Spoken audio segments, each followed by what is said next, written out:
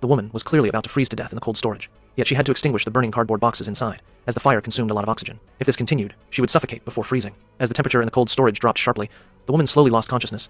She couldn't understand why, after living again, she still couldn't escape the fate of her past life. It turned out that in her previous life, she was tricked into the cold storage by her fiancé and adopted sister. She was locked inside for 3 days and nights, and by the time she was rescued, she was already on the brink of death. The woman only learned before dying that her adopted sister had long colluded with her fiancé. Once she died, they would act against her seriously ill grandfather and then inherit the company. In the end, the woman closed her eyes in regret and unwillingness. When she opened her eyes again, she had actually been reborn back to the day she was just locked in the cold storage. Remembering her grandfather waiting for her in the hospital, the woman vowed to escape alive this time. There were only 10 minutes left before the cold storage inspection. She knew this was her only chance, so she desperately knocked on the cold storage door. But after knocking for a long time, there was no response from outside. The cold storage door was made of high-strength alloy, and the sound couldn't be transmitted outside. In a moment of desperation, the woman had to push a table and crash it against the door. At that moment, 2 patrolling security guards happened to pass by. One of the guards heard the noise and came closer to check, but found that the sound inside suddenly stopped. The guard thought he misheard and quickly left with his colleague. It turned out that when the woman crashed into the door, her foot slipped. Her head hit the table and she fainted.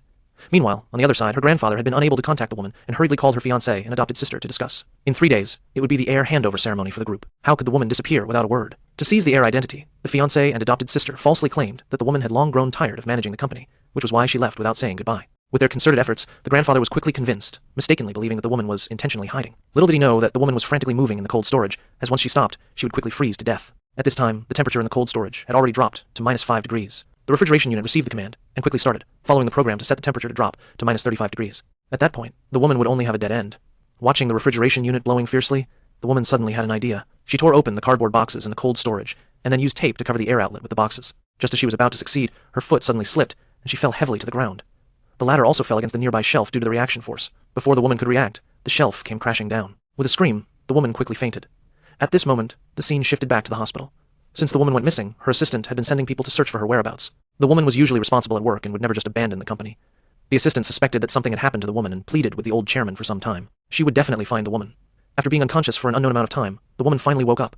At this time, the cold temperature had dropped sharply to -17 degrees. The woman knew that if she wanted to survive, she had to block the air outlet.